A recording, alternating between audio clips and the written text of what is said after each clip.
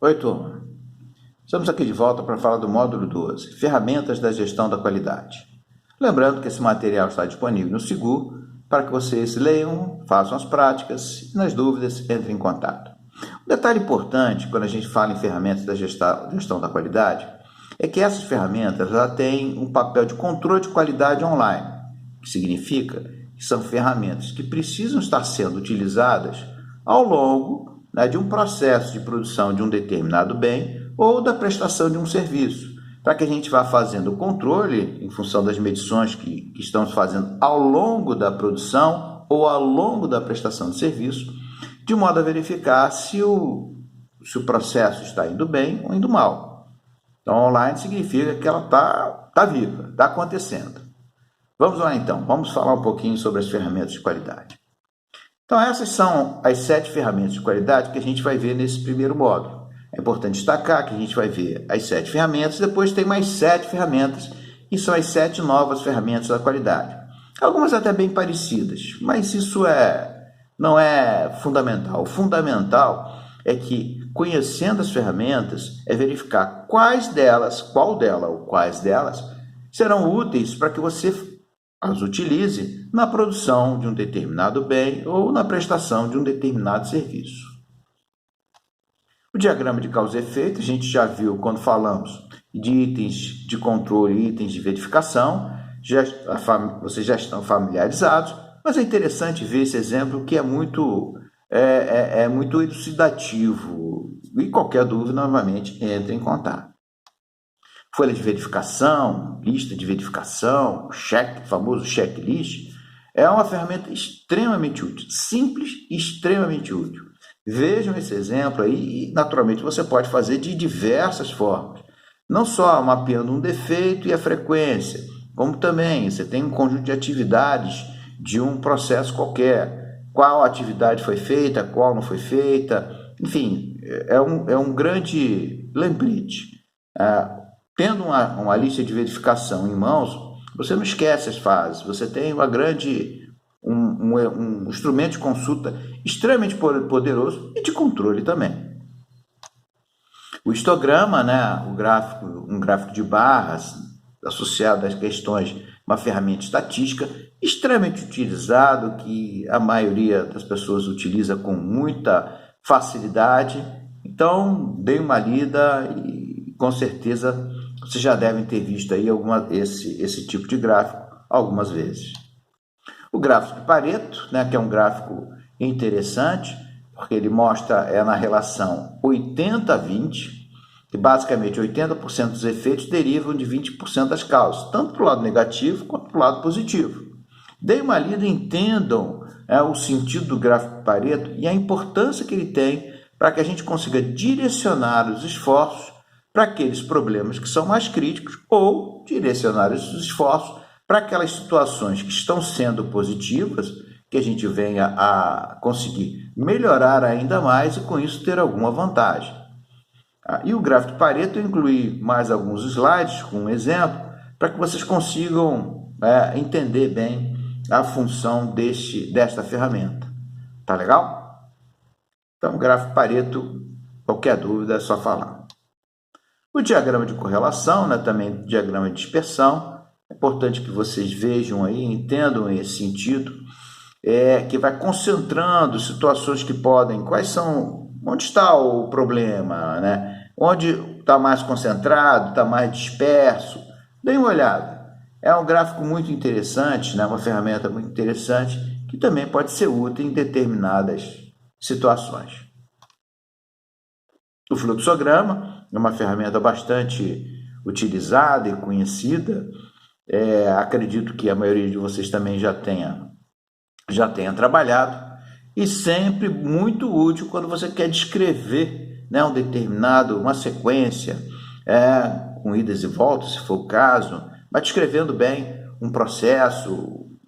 Dê uma olhada aí. E, novamente, nas dúvidas, só falar.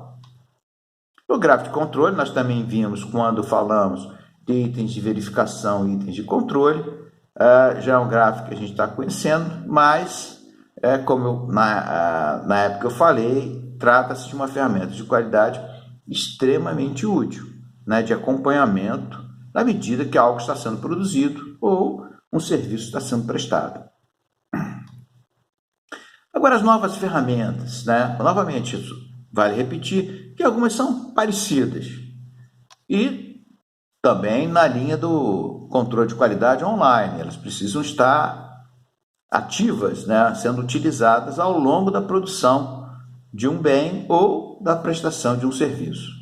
Essas serão as 7 ferramentas que vamos ver e vamos ver cada uma delas assim de uma forma bastante objetiva. O diagrama de afinidades é um diagrama que acredito que até intuitivamente a gente faz, reunir as situações que são, né, características afins, para que a gente possa, dado uma solução ou identificado um problema, a gente direcione para um determinado grupo.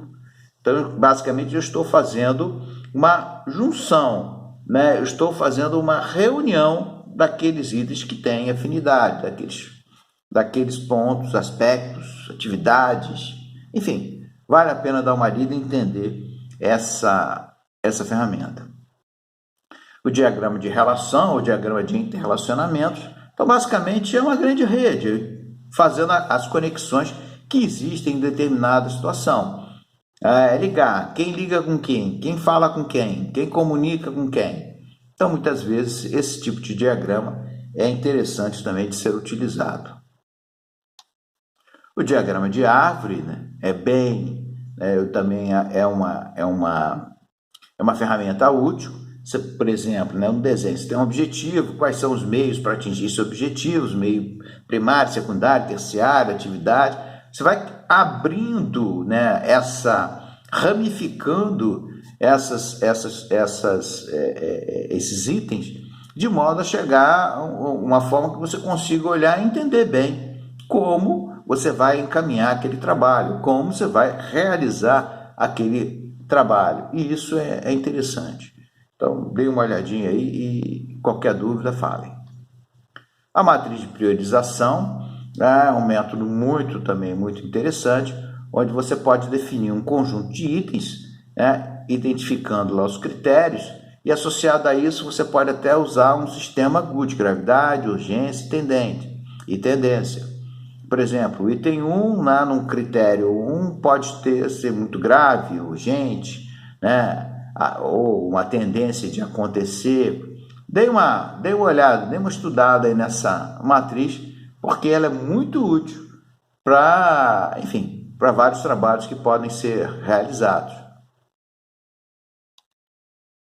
A matriz de relacionamento também é uma matriz bastante simples, onde você começa a associar, no caso, a reclamação com as possíveis causas, um grupo 1 com o grupo 2. Então, se você está fazendo uma associação, né, como nós vimos no início, você pode aí estar discriminando, né, ou deixando mais claro o relacionamento entre aqueles grupos de afinidade que a gente viu no início. Então, quando você usa uma ferramenta, não significa que você tem que usar somente aquela ferramenta. Você pode usar mais de uma. Você pode até fazer uso de ferramentas, juntar ferramentas, né? Usar ferramentas de uma forma conjunta. Então, dê uma lida aí, que é interessante.